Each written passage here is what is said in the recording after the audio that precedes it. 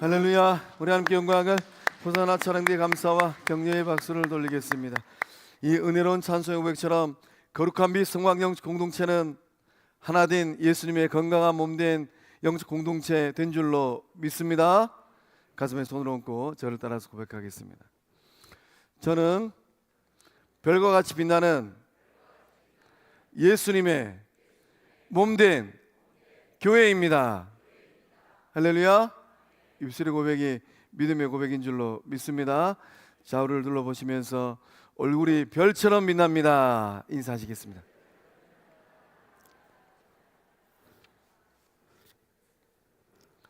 이 얼굴을 통하여서 하나님께서 놀라운 생명구원의 역사를 이루고 계신 줄로 믿습니다. 오늘 우리가 만나고 싶은 하나님은 어둠 속에서 빛으로 인도하여 주시는 하나님, 어둠 가운데 우리의 거하는 삶이 된다 할지라도 그 가운데 생명의 빛을 비춰주시는 하나님 만나는 이 복된 한 주간 또 주일 될 줄로 믿습니다. 하늘에 속한 신령한 복을 주신 하나님을 만나셔야 돼요. 상한 갈대를 꺾지 아니하고 꺼져가는 심지를 끄지 아니하시는 하나님을 만나야 됩니다. 수렁에서 반석으로 올려주시는 하나님을 만나야만 합니다. 왜 그런 하나님을 만나야 되겠습니까? 그 하나님을 만나야지만 하나님께서 채워주시는 인생의 분복들이 있어요. 주님께서 충만하게 채워주실 때 그 은혜를 마음껏 받고 그 다음 이웃들에게, 주변에 있는 사람들에게 나눌 때에 그 나눔의 손을 통하여서, 나눔의 삶을 통하여서 하나님께서 기뻐하시는 생명군의 역사들이 충만하게 일어날 줄로 믿습니다. 2025년도 영적 충만의 1년의 길을 걸어왔습니다. 정말 주님께서 우리 가운데 주신 충만함의 은혜가 있을까요? 사랑과 기쁨이 넘치고 있을까요? 그러한 것들이 있다면 2026년도 작은 것 하나라 할지라도 나눌 때에 그 나눔을 통하여서 보좌 우편에 계시는 주님께서 기뻐하시는 한 영혼이 죽게 돌아오는 생명군의 역사들이 일어날 줄로 믿습니다. 제가 신학을 공부하면서 제 마음속에 담고 있는 독일어가 하나 있습니다. 지츠 임 레벤이라는 신학 용어입니다. 지츠 임 레벤, 삶의 자리라는 뜻이에요. 이 삶 속의 자리라는 뜻입니다. 이 삶의 자리는 어떤 의미겠습니까? 개개인이 처한 이 구체적인 삶의 정황이에요. 예배 자리에 나오신 성도님들의 삶의 정황은 어떠할까요? 이 아름다운 요수당에 바닷바람이 선선하게 불어오는 요수당에 우뚝 서 있는 성광교회의 이 자리는 어떤 자리일까요? 곰곰이 묵상해 보면 오른쪽에는 남묘 호랑개구가 있고, 앞쪽에는 통일교가 있고, 뒤쪽에는 또 절집이 있고, 또 언덕배기 쪽에는 무당들이 즐비하잖아요. 하나님은 왜 이 거룩한 빛 성광 영적 공동체의 이 자리를, 위치성을 이 땅 가운데 자리매김하게 하셨겠습니까? 거룩한 빛 성광교회가 더 성령 충만하고 더 은혜 가득하고 더 주님을 사랑할 때에 영적으로 혼탁한 지역사회를 살려내는 구원의 방주, 거룩한 생명의 빛 될 줄로 믿습니다. 그 삶의 자리는 이 사회적인 배경과 연관되어 있습니다. 우리가 지금 살아가고 있는 2026년도 많이 어수선하지 않습니까? 또 지역 경기는 정말로 힘들지 않습니까? 몇 년 전만 하더라도 산다는 신의 직장이라고 이 인정을 받았는데 지금은 정말로 힘들어요. 그러다 보니까 이 지역사회도 많이 어수선하는 것 같습니다. 이 삶의 자리는 생활의 환경과 밀접하게 직결되어 있습니다. 생활의 환경, 내 삶에 넉넉함이 있는가? 아니면 내 삶이 쪼들리는가? 내 삶에 예측하지 못한 문제들이 일어나고 있는가? 그 문제들 어떻게 잘 핸들링하고 있는가? 정말로 힘들고 어려운데 나를 돕는 사람들이 있는가? 아니면 자꾸 해코지 하는 사람들만 있는가? 성령 하나님께서 역사해 주셔서 성도님들의 삶의 자리는 더욱더 존귀하고 복된 삶의 자리들 다 될 줄로 믿습니다. 현대인들이 살아가는 삶의 자리는 어떠할까요? 우리 이웃들이 살아가고 있는 삶의 자리는 어떠하겠습니까? 지리적이고 공간적인 제약을 뛰어넘은 아주 복잡한 삶을 살아가고 있어요. 현대인들의 삶의 자리 몇 가지 특징이 있습니다.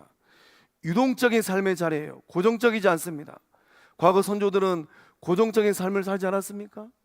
요수땅에서 태어나면 하늘나라 가는 그날까지 바다를 등지고 그물질을 하면서 이 땅에서 살아가셔야만 했습니다. 그러나 오늘 현대인들은 유동적이에요. 거주지를 얼마든지 옮길 수 있습니다. 전라도에 살다가 경상도로 가고, 경상도에서 충청도로 갔다가, 그것도 마땅치 않으면 제주도로 갔다가, 그것도 마땅치 않으면 이민도 가시잖아요. 또 직업도 유동적입니다.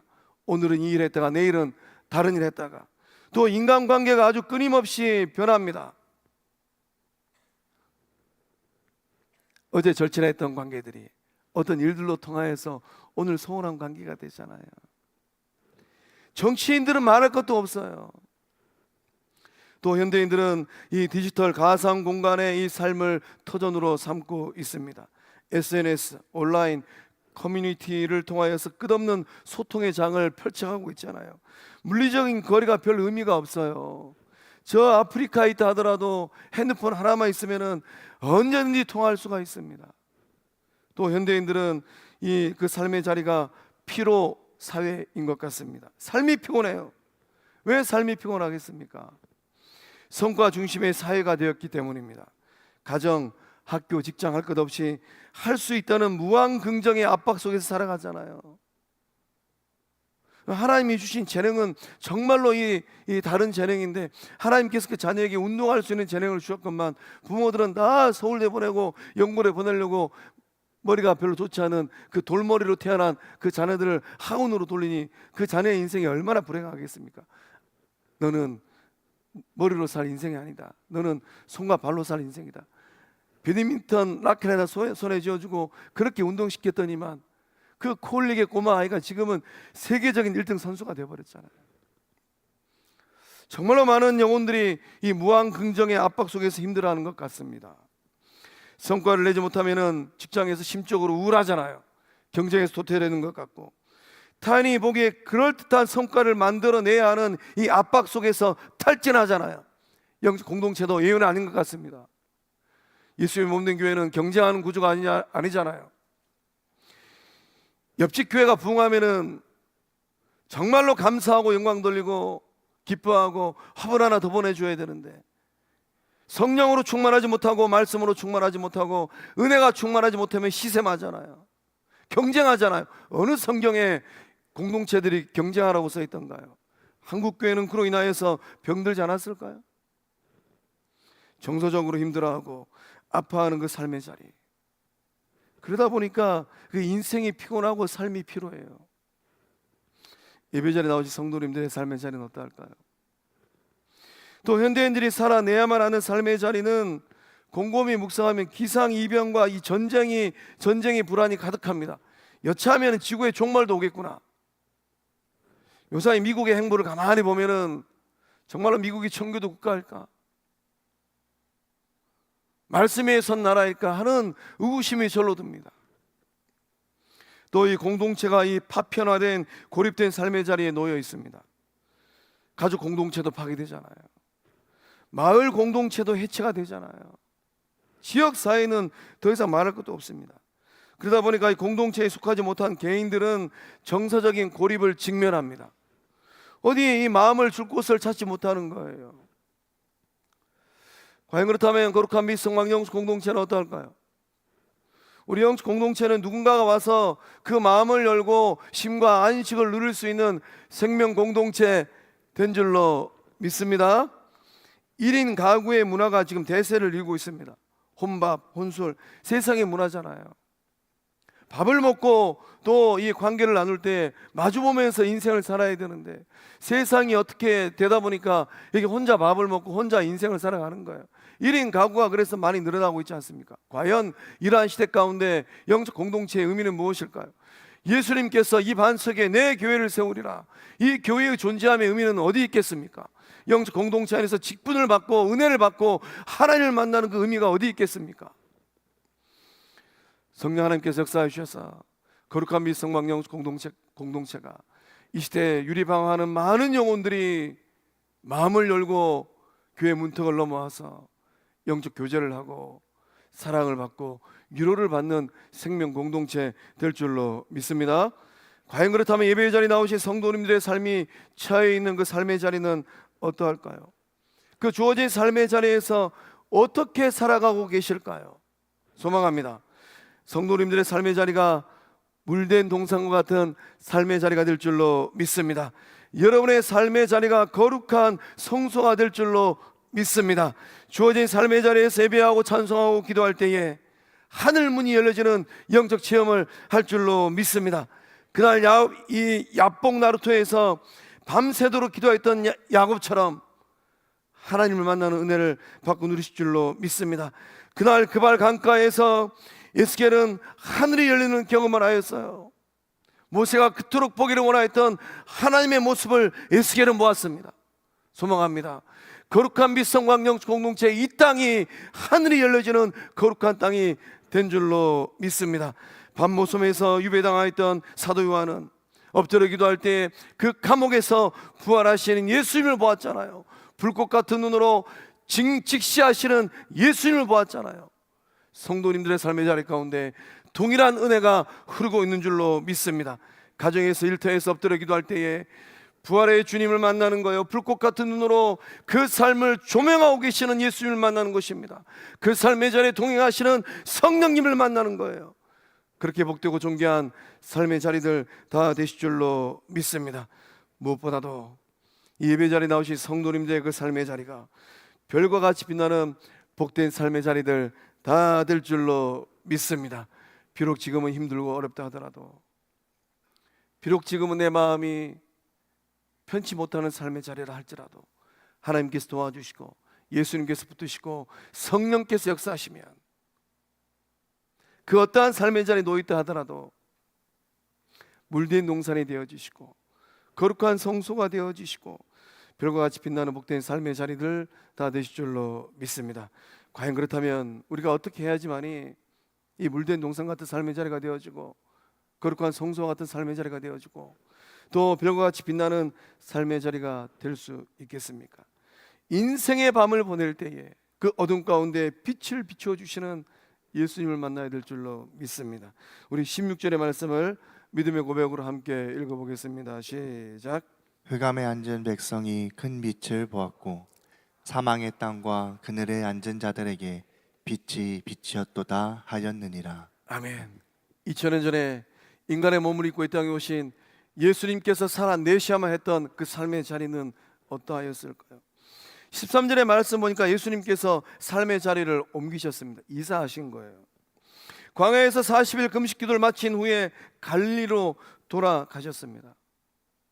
요한복음의 말씀 보면 유대에서 활동을 하셨어요. 왜 갈릴리로 돌아가셨을까요? 오늘 이 말씀의 서두는 12절 상반절에 예수께서 요한이 잡혔음을 들으시고 요한이 역사의 길을 걸어가면서 불의를 향하고 있는 헤롯을 향하여서 바른 말을 선언하였습니다. 그랬더니만 헤롯 왕이 세례 요한을 잡아다가 옥에 투옥해버렸어요. 세례 요한의 인생은 그 시점으로 인하여서 역사의 뒤안길로 사라졌습니다. 그러니 세례 요한이 투옥되는 모습을 보시고 우리 주님께서 어떤 생각을 하였을까요? 유대 땅에는 소망이 없구나, 갈릴리로 가자 하여서 우리 예수님께서 갈릴리로 삶의 자리를 옮기셨습니다. 그리고 이 나사렛을 떠나서 가버나움으로 또 옮기셨어요. 우리 주님께서 왜 하필이면 예루살렘 성전이 있고 도성이 있는 예루살렘에 계시지 아니하고 갈릴리로 가셨겠습니까? 천국 복음이 필요한, 절실하게 필요한 사람들이 갈릴리 가버나움에 살고 있었기 때문입니다. 잘난 사람들, 예루살렘에 살고 있던 사람들은 귀등으로도 안 들어요. 천국 복음을 외면합니다. 우리 주님께서 어둠에 놓인 사람들에게 생명의 빛을 비추고 천국 복음을 전파하기 위하여서 갈릴리로 가셨어요. 17절 말씀에 회개하라, 천국이 가까이 왔느니라.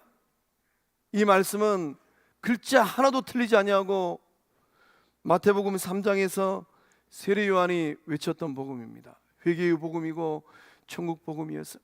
회개하라, 천국이 가까이 왔느니라. 요한이 투옥되고 나서 우리 주님께서 갈릴리 땅으로 오셔서 동일한 복음을 외쳤습니다. 세례 요한은 유대 땅에서 회개의 복음, 천국 복음을 전파하다가 투옥되었습니다. 우리 주님은 갈릴리로 오셔서 이 회개의 복음, 천국 복음을 전파하셨어요. 과연 그렇다면 예수 그리스도의 제자라고 고백하는 저와 여러분은 여수 땅에서 무엇을 어떻게 선포하고 외치고 있을까요? 우리는 무엇을 외쳐야 되겠습니까? 갈릴리 땅은 사회적으로 어떤 평가를 받았겠습니까? 예루살렘 도성에 있는 이 사람들에게 무시받던 땅입니다. 갈릴리는 이방인들의 침략을 자주 받았던 땅이에요. 그러니까 피가 섞이기 마련입니다. 그러다 보니까 이 이방 사람들의 침략을 받아가지고 상처 입은 땅이 되었고, 예루살렘에 있는 정통 유대인들에게는 무시받던 사람들, 그들이 모여 살던 땅이 갈릴리라는 거예요. 종교적으로나 사회적으로 소외되고 버려진 땅이 우리 주님께서 활동하셨던 갈릴리입니다. 그래서 이 당시 사람들은 이 말씀에 기록되어 있는 것처럼 그 땅을 이방의 갈릴리, 별 볼 일 없는 사람들이 모여있는 땅, 사망의 땅, 거기는 소망이 없다라는 거예요. 그곳에 사는 사람들은 흑암에 앉은 백성, 어둠 가운데 있는 삶이라는 거예요. 그늘진 곳에 사는 사람들이라고 평가되었습니다. 이 갈릴리 땅에 모여 사는 사람들은 인생의 우여곡절이 많은 사람들이에요. 내일에 대한 소망이 없는 사람들입니다. 아픔과 상처가 많은 사람들이에요. 우리는 지금 다 전라도에 살고 있잖아요. 역사의 그 어느 날 위정자들이 전라도 땅을 얼마나 평가절하했습니까? 이것이 우리의 아픔이고 눈물이지 않을까요? 이 갈릴리 백성들이 겪었던 인생의 흑암은 멀리 있지 않아요. 어쩌면 오늘 이 시대를 살아가는 대다수의 사람들 또한 인생의 밤 갈릴리에 거주하면서 힘들게 세상을 살아가고 있을 것 같습니다. 인생의 밤 갈릴리에 거주하는 사람들은 대체 누구일까요? 예배자리에 나오신 성도님들은 인생의 길을 걸어가시면서 언제 인생의 밤 갈릴리를 경험해 보셨을까요? 이 경제적으로 갑작스러운 어려움이 닥쳤을 때 그 인생의 밤 갈릴리를 경험하잖아요. 또 이 관계적으로 또 정서적으로 힘들고 어려워질 때 내 마음이 공고한 밤이 되잖아요. 또 건강에 문제가 발생하면 피할 수 없는 인생의 밤을 직면해야만 합니다. 또 삶의 이유를 발견하지 못한 채 다람쥐 쳇바퀴 도는 것처럼 매일마다 그렇게 살아갈 때 이렇게 살아가도 될까? 그런 인생의 매너리즘에 빠지면 또 인생의 밤을 맞이하잖아요. 삶의 의미는 어디 있을까? 이렇게 사는 것이 사람답게 사는 것일까? 내 인생에는 어느 세월이 지나야지 사람답게 사는 그 삶의 자리가 펼쳐질 수 있을까? 올해 들어서 이제 큐티를 가지고 매일 묵상을 합니다. 지난 주일날 큐티 묵상에 이민아 성도의 간증이 기록되어 있더라고요. 그 제목이 복수의 화신이에요. 복수의 화신. 어떤 삶의 자리에 놓여 있었기 때문에 이 복수의 화신이라는 타이틀을 걸 정도로 그 인생이 힘들었을까요? 빨리 부자가 되고 싶었답니다. 아파트를 분양받았대요. 문제는 갑자기 회사를 퇴직한 남편이 문제예요. 배워도 끝도 없는 남편, 배우자들. 문제이지 않습니까? 재취업이 되지 않아가지고 이 잔금을 치러야 되는데, 이 잔금은 아마 시아버지께서 좀 경제력이 있었던 것 같아요. 그 시아버지께서 대신 치러주셨답니다. 이 갑자기 자연스럽게 이렇게 해서 분양받은 새 집에서 한 가족이 오손도손 모여 살아야 되는데 시댁 식구들과 한입살을 하게 되었답니다. 또 시부모님께 잘해야 복을 받을 것 같아가지고 이 시부모의 간병을 도맡았다고 합니다. 아주 효성이 지극한 자부인 듯합니다. 인생의 밤 갈릴리는 멀리 있지 않아요. 어느 날 이 남편의 외도가 드러났다고 합니다. 배신감으로, 분노로, 어떻게 나에게 이럴 수 있어? 인생의 밤 갈릴리 땅으로 이사를 간 것이죠. 집이 새 집이라 한들 뭔 의미가 있겠습니까? 그 남편이 외도를 하고 바람을 피웠는데 그 마음에 복수심이 타올라왔다고 합니다. 아마 이 복수심이 이글이글 불타올라 가지고 밤잠을 이루지 못한 날들이 수일이 되었을 것 같아요. 정신과 약을 먹으면서 분노를 다스렸다고 합니다. 그러니까 현대인들이 정신과 약을 먹는 것은 우리가 감기 걸려서 타이레놀 먹는 거와 똑같은 거예요. 정신과 가는 거 너무 부담스럽게 생각하지 마세요. 우리의 마음이 아프고 신경이 아픈 거니까. 그 이민아 성도가 이 말씀을 묵상하다가 가정을 파탄에 이르게 한 자신의 죄를 깨닫고 회개했답니다. 말씀 묵상하다가 무슨 죄를 깨달았겠습니까? 저의 돈 욕심으로 남편에게 바람 피울 빌미를 제공한 것이 깨달아졌습니다. 남편이 사업 망한 뒤 이게 현대 가정의 아픔이지 않을까요? 위장 이혼을 하여 남편을 지방으로 떠나게 했기 때문입니다. 총체적인 난국인 것 같아요. 어쩌면 오늘을 살고 있는 많은 이 가정들의 삶의 자리에 있는 비애를 단적으로 보여주고 있는 것 같습니다. 그것도 성도의 가정에서. 이민아 성도는 이 남편의 이 바람 사건을 경험하면서 영혼의 목자와 감독 되신 주님 품으로 돌아오게 되었다라고 고백하였습니다. 돈을 사랑하고 예수님 사랑해야 되는데 돈을 사랑하는 것, 회개하셔야만 합니다. 스스로를 속이고 교만하게 살았던 자신의 모습을 회개했다라는 거예요. 예수님도 종으로 사셨는데 무익한 종으로 살아도 쉽지 않은 인생 여정인데 그 마음이 교만하고 남편 앞에서 얼마나 대대했겠습니까? 경제력 없다고, 돈 못 벌어온다고. 그러니 그 남편의 마음이 어떤 마음이었겠어요? 그 간증의 마지막에 이민아 성도가 이런 고백을 했습니다. 이런 저를 위해 친히 나무에 달리심으로 저와 저희 가정을 구원해 주신 하나님 감사합니다. 세상 사람들은 절대로 고백할 수 없는 인생 고백이지 않을까요? 세상 사람들 같으면 당장 가정법원으로 달려가도 이상하지 않는 삶의 자리인데, 이민아 성도는 십자가에 달리신, 나무에 달리신 예수님을 만남으로 말미암아 회개하고 그와 그 가정을 구원해 주신 하나님 앞에 감사했다랍니다. 이게 무슨 고백이겠습니까? 여보, 바람 피워주셔서 감사합니다. 당신 덕분에 제가 예수님을 더욱더 인격적으로 만나게 되었습니다. 당신이 바람 피워서 내가 십자가의 그 몸을 내어주신 예수님의 고난에 동참하게 되었습니다. 이 고백을 하고 있는 거예요. 베드로전서 2장 21절 말씀에 이를 위하여 너희가 부르심을 받았으니 그리스도께서 너희를 위하여 고난을 받으사 너희에게 본을 끼쳐 그 자취를 따라오게 하셨느니라. 예수님께서 고난을 받으셨답니다. 그 고난의 의미가 무엇일까요? 우리 영혼이 천국 가면 그걸로 끝입니까? 그것을 이루기 위하여 예수님께서 그 몸을 십자가에 내어주셨을까요? 물론 그것도 맞습니다. 그러나 예수님께서 그 몸을 십자가에 내어주신 이유가 무엇입니까? 우리에게 본을 끼쳐서 그 자취를 따라오게 하는 거예요. 우리가 힘들고 어렵고 고난의 자리에 있을 때 예수님을 묵상함으로 말미암아 그 힘들고 어려운 삶의 자리를 이겨내게 하도록 우리 주님께서 본을 보여주신 줄로 믿습니다. 베드로전서 2장 25절 말씀, 우리가 마음에 꼭 새겨야 될 말씀이 기록되어 있습니다. 함께 읽어보겠습니다. 시작. 너희가 전에는 양과 같이 길을 잃었더니 이제는 너희 영혼의 목자와 감독 되신 이에게 돌아왔느니라. 아멘. 누가 탕자일까요? 길을 잃어버린 영혼들은 다 탕자예요. 집 나간 둘째만 탕자가 아니고 어쩌면 집안에 있는 맏아들들 다 탕자들입니다. 너희가 전에는 양과 같이 길을 잃었더니, 그 삶의 자리에서 길들 많이 잃어버리지 않으셨어요? 이제는 너희 영혼의 목자와 감독 되신 이에게 돌아왔느니라. 그 주님을 만날 때 예수님을 통하여서, 고난의 주님을 통하여서 돌아오는 은혜의 삶들 다 되실 줄로 믿습니다. 이런 이민아 성도의 모습이 비단 이민아 성도의 삶으로 국한될까요? 세상에 많은 사람들이 상처 입은 모습으로, 고통의 모습으로 그 가정들마다 그런 속내들이 있지 않겠습니까? 누가 그들에게 은혜를 나누고 누가 그들에게 생명의 빛을 비출 수 있겠습니까? 많은 현대인들이 갈릴리 인생을 살아가고 있습니다. 흑암이 앉은 백성의 모습들이에요. 사망의 땅에 호적거리고 있는 인생살이를 다 말을 감추고 속을 감추고 살아가고 있잖아요.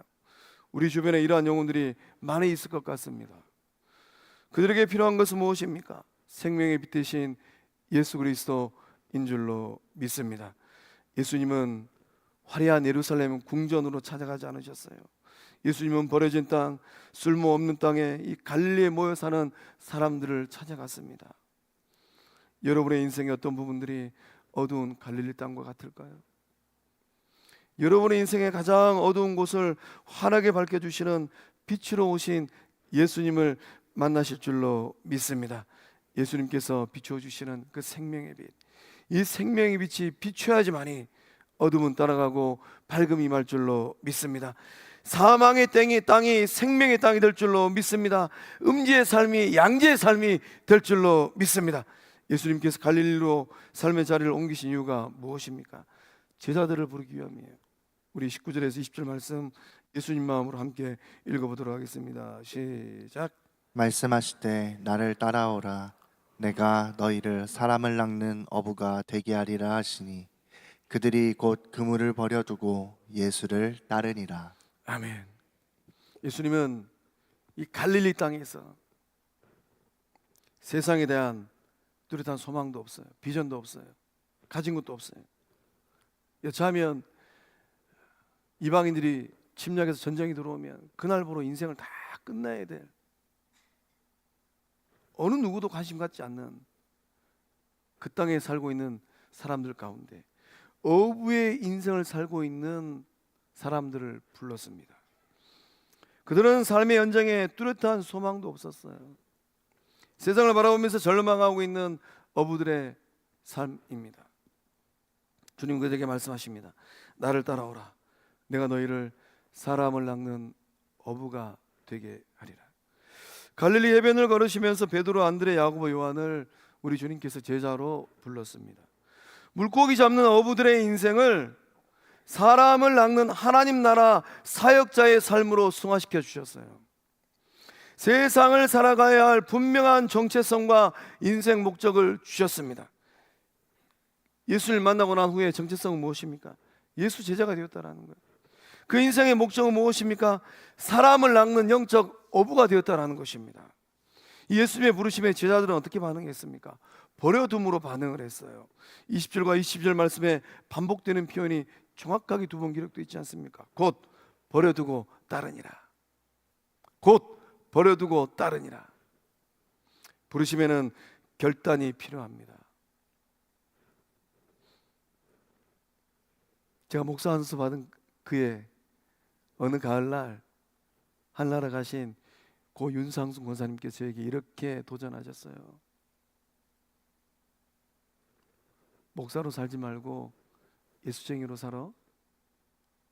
목사가 되는 것하고 예수님의 제자, 예수님의 제자, 예수쟁이로 사는 것하고 다른 것 같아요. 곰곰이 묵상해 보시기 바랍니다. 부르심에는 정말로 결단이 필요합니다. 주저하는 것이 아니라 예수님 말씀이 들리면 미적미적 거리는 것이 아니라 곧 바로 순종하는 것, 우리의 삶의 우선순위를 결단하는 것, 이것이 바로 예수님을 따라가는 제자도의 모습이라는 거예요. 그날 제자들은 그물도 버리고 배도 버리고 아버지도 버렸습니다. 오늘 우리는 무엇을 버려야 하게 되겠습니까? 예수님을 따르기 위해서 버려두어야 할 것, 내 버려야 할 세상적인 것들은 무엇입니까? 내가 버리지 못해서 미련을 가지고 집착하고 있는 것들은 무엇일까요? 예수님을 따라가는데 자꾸 뒤를 돌아보게 만드는 것들은 무엇입니까? 낡은 그물에 미련을 두지 마세요. 거기에 매여 있으면 하나님 나라의 일을 감당할 수가 없습니다. 예수님을 따라가는데 무엇이 걸림돌이 되겠습니까? 여러분의 고집, 과거의 상처, 세상적인 염려들, 이런 것들은 다 낡은 그물입니다. 예수 십자가 아래에 다 내려놓고 주님을 바라보시고 주님을 따라갈 때에 그 삶이 가장 복되고 존귀한 삶들 되실 줄로 믿습니다. 예수님의 뒤를 따라가는 여러분의 삶을 통하여서 어떠한 일들이 일어나겠습니까? 세례 요한은 유대 땅에서 회개하라 천국이 가까이 왔느니라 복음을 전하였습니다. 우리 주님은 갈릴리 땅에서 회개하라 천국이 가까이 왔느니라 목터지게 외치셨어요. 과연 그렇다면 요수 땅에서 우리는 무엇을 외쳐야 되겠습니까? 보좌 우편에 계신 예수님께서 인생이 다 끝나고 나면 천국 문 앞에서 예수님 만나야 되는데 그 주님께서 오늘 이 시대를 살고 감당해야 될 저와 여러분에게 무엇을 원하시겠냐라는 거예요. 예수님의 뒤를 따라서 이 땅에서 문 영혼들을 바라보면서 회개하라 천국이 가까이 왔느니라 외치고 고백하는 저와 여러분이 되어지고 거룩한 및 성공한 교회가 될 줄로 믿습니다. 그 고백을 통하여서 영혼이 살아나고 가정이 회복되고 교회가 부흥하고 세상이 변화되어지는 역사함들이 일어날 줄로 믿습니다. 제자도는, 예수님을 따라가는 제자도는 포기하는 게 아닙니다. 우선순위를 재편성하는 거예요. 예수님이 먼저인가? 그물이 먼저인가? 배가 먼저인가? 아버지가 먼저인가? 예수님을 따라가는 제자도는 완성하는 것이 아니라 함께 걷는 길입니다. 나는 누구랑 함께 믿음의 길을 걷고 있는가? 예수님을 따라가는 제자도는 비움을 통해서 체험으로 나아가는, 채워짐으로 나아가는 영적 여정이에요. 우리의 마음을 다 비우고 세상적인 것들을 다 비워내고 성령으로 채우는 겁니다. 말씀으로 채우는 것, 은혜로 채우는 겁니다. 그것을 나누는 것, 그것이 바로 제자도입니다. 우리 가운데 함께 계신 예수님께서 여러분을 초청하고 계십니다. 나를 따라오라. 내가 너희를 사람을 낚는 어부가 되게 하리라. 예수님의 부르심에 아멘으로 화답하고 순종하는 저와 여러분 될 줄로 믿습니다. 예수님께서 천국만 가라고 말씀하지 않으셨어요. 이게 한국교회 문제이지 않을까요? 천국 가기 위해 교회 마당만 밟으라고 말씀하지 않으셨습니다. 죽어가는 영혼을 살리는 생명의 어부가 되라고 말씀하셨어요. 남은 인생을 통하여 한 영혼을 더 살려내고 건져내는 축복의 통로가 되라고 말씀하고 계십니다. 어둠의 땅 세상을 향하여서 생명의 빛을 비추는 삶이 되라고 말씀하고 계십니다. 복음의 진리를 전파하고 복음의 증인으로 살아가라고 초청하고 있는 거예요. 천국 복음을 삶의 자리에서 나누라고 초청하고 계십니다. 무리로 사는 것 아니에요. 떼지어 다니는 것 아닙니다. 제자로 살아가야만 합니다. 사람을 따르는 것이 아니라 예수님을 따라가야만 합니다. 세상을 위해 삶을 사는 것이 아니라 하나님 나를 위하여서 살아가라고 주님 말씀하고 계십니다. 그 결단을 하고 믿음의 길을 걸어가는 우리 모두 다 될 줄로 믿습니다. 전 세계 성도들의 마음을 녹이는 찬송이 있어요. 어떤 찬송이겠습니까? 저는 이 찬송의 제목을 생각할 때마다 영어 제목이 훨씬 좋구나 이런 생각을 종종 합니다. 나 같은 죄인 살리신 Amazing Grace예요. 놀라운 은혜입니다. 존 뉴턴이 나 같은 죄인 살리신 Amazing Grace를 작사했어요. 존 뉴턴은 원래 아프리카에서 흑인을 잡아다가 파는 노예선의 선장입니다. 돈 많이 벌지 않았겠어요? 하나님 형상대로 닮은 피부색이 좀 다른 흑인을 잡아다가 이리 팔고 저리 팔면서 목도 만지지 않았겠습니까? 흑인들이 살던 마을에 가가지고 어린아이를 잡아갔는데 어머니들의 절규를 들으면서도 아무런 양심의 가책을 느끼지 않았다라는 거예요. 자본주의 시대 돈 버는 거 중요합니다. 그러나 하나님께서 기뻐하시는 돈벌이인가 곰곰이 묵상해 보셔야만 합니다. 칠흑 같은 바다 위에서 인간들을, 사람을 물건 취급했답니다. 예수를 만나기 전 존 뉴턴은 그야말로 어둠의 자식이었어요. 보고 속에서 하나님을 만났답니다. 죽음에 이르게 되니까 회개하고 예수를 만났다라는 거예요. 폭풍우 치는 그 바다 위에서, 배 위에서 극적인 회개를 하였답니다. 회개해야지만이 천국이 임하는 거예요. 배 위에서 절제하게 회개하고 하산한 이 존 뉴턴은 복음의 사람으로 완전히 변화되었어요. 어둠의 삶을 청산하고 빛의 삶으로 변화되었습니다. 복음 전파자가 되었고 천국 복음을 전했습니다. 회개하시오. 천국이 당신의 인생 가까이 있습니다. 존 뉴턴이 인생 길 끝자락에서 노년의 삶에 이르렀을 때 이런 고백을 하였습니다. 내가 다른 것을 다 잊어도 두 가지만은 잊지 않습니다. 하나는 내가 과거에 엄청난 죄인이었다는 것입니다. 다른 하나는 예수님이 위대한 구원자이시라는 사실입니다. 어메이징 그레이스의 1절의 가사가 이렇습니다. 나 같은 죄인 살리신 주 은혜 놀라워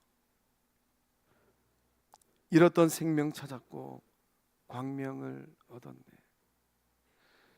믿음의 길 걸어가시면서 주님 앞에서 마음을 낮추시기 바랍니다. 나 같은 죄인 예수님께서 살리시기 위하여서 그 몸을 십자가에 내어 주셨답니다. 옆에 있는 성도를 살리기 위해서 우리 주님이 그 몸을 십자가에 내어 주셨답니다. 잃었던 생명 찾았고 광명을 얻은 사람, 사람을 잡아다 팔던 노예 사냥꾼이요 노예선의 선장이 예수님을 만나서 사람을 낚는 어부가 되었습니다. 예수님은 과거의 흑역사를 묻지 않습니다. 여러분의 과거가 중요한 게 아니에요. 예수님을 만나고 난 후에 철저하게 회개하였느냐가 중요한 것입니다. 새 사람이 되었는가? 받은 은혜가 있다면 그 은혜를 통하여서 다른 영혼들을 살려내는 그 은혜를 감당하는 삶을 살고 있는가? 예수님께서 불러내시면 그 어떠한 인생이라 하더라도 가치 있는 삶으로 변화될 줄로 믿습니다. 여러분의 남은 인생도 예수님을 만남으로, 어제 만난 예수님 안 됩니다. 1년 전에 만난 예수님 안 돼요. 오늘 만나셔야만 합니다. 예수님을 만남으로 말미암아 천국 복음을 당당하게 전파하는 복된 삶들 다 되실 줄로 믿습니다. 더 큰 은혜를 받음으로 사람을 낚는 어부의 삶들 다 되실 줄로 믿습니다. 존 뉴턴은 흑암의 교수에서 복음의 사람이 되었습니다. 그랬던 것처럼 오늘 이 시대를 감당해야 될 저와 여러분의 삶도 과거의 흑역사를 청산하고 빛의 자녀가 되어지고 복음의 사람으로 살아가는 그 은혜를 마음껏 받고 누리는 인생길들, 믿음의 삶들 될 수 있기를 주의 이름으로 축복합니다. 회개하라, 천국이 가까이 왔느니라. 기도하시겠습니다. 생명의 주인 되신 하나님, 저마다 주어진 삶의 자리가 물된 동산이 되게 하시고 거룩한 성소가 되게 하시고 별과 같이 빛나는 복된 삶 되게 하심에 감사함을 드립니다. 이제까지 붙들어 주시고 함께 하신 하나님께서 이후로도 동일한 은혜를 부어주실 줄로 믿습니다. 인생의 밤을 보내고 갈릴리 땅과 같은 삶이라 할지라도 생명의 빛 되신 예수님 만나게 하여 주시고 진리의 빛 되신 예수님 만나게 하여 주시고 영생의 빛 되신 예수님 만나게 하여 주시옵소서.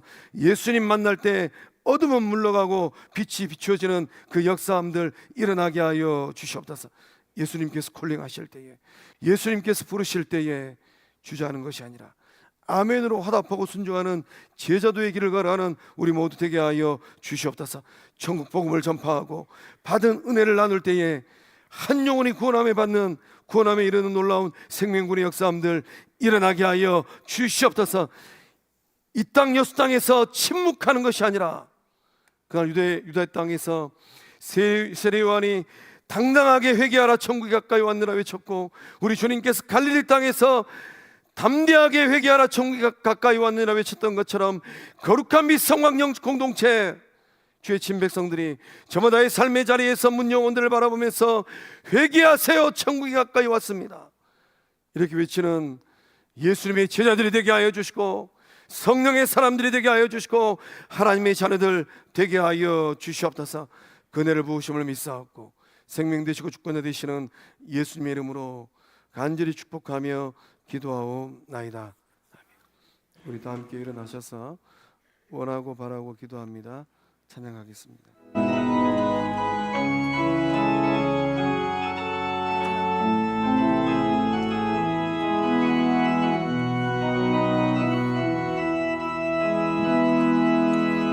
이 세상을 살아가는 동안에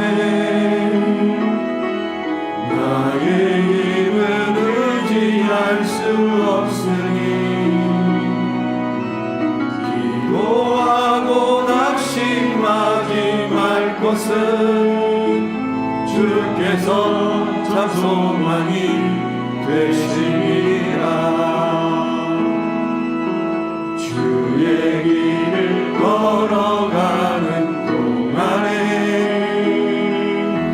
세상을 거두지할 수 없으니 감사하고 낙심하지 말 것은 주께서 참 기쁨이 되시리라. 하나님의 꿈이 나의 비전이 되고 예수님의 성품이 나의 인격이 되고 성령님의 권능이 나의 능력이 되길 원하고 바라고 손들고 기도합니다. 하나님의 꿈이 나의 비전이 정말이세요? 되고 예수님의 성품이 나의 인격이 진정이십니까? 되고 성령님의 권능이 나의 능력이 되길 원하고 바라고 기도합니다. 우리 주님께 영광을 돌리겠습니다. 이제는 우리 주 예수 그리스도의 은혜와 성부 하나님의 그 한없는 사랑과 성령 하나님의 유료교통하심의 그 큰 역사하심이 하늘에 속한 신령한 복을 주시고 상한 갈대를 꺾지 아니하시고 꺼져가는 심지를 끄지 아니하시고 수렁에서 반석으로 올려주시고 어둠에서 빛으로 바꾸어 주시는 그 하나님 만나기를 간절히 사모하고 소망하는 예수님처럼 여수당에서 회개의 복음, 생명의 복음을 꿀먹은 벙어리처럼 입다물고 있는 것이 아니라 문 영혼들 향하여서 담대히 외치고 선포하리라 결단하는 주의 친백성들의 삶과 가정과 일터 위에 객지에 나가 있는 자녀들의 삶의 현장 위에 해외 유학 중인 자녀들, 병상에 있는 환우들 주님 오시는 그날까지 쓰임받기를 간절히 사모하는 거룩한 빛 성광영 공동체 위에 장례를 치르고 또 슬픔 가운데 있는 우리 유족들 그 애달픈 마음 위에 이제로부터 영원토록 함께 하시기를 축원하옵나이다. 아멘.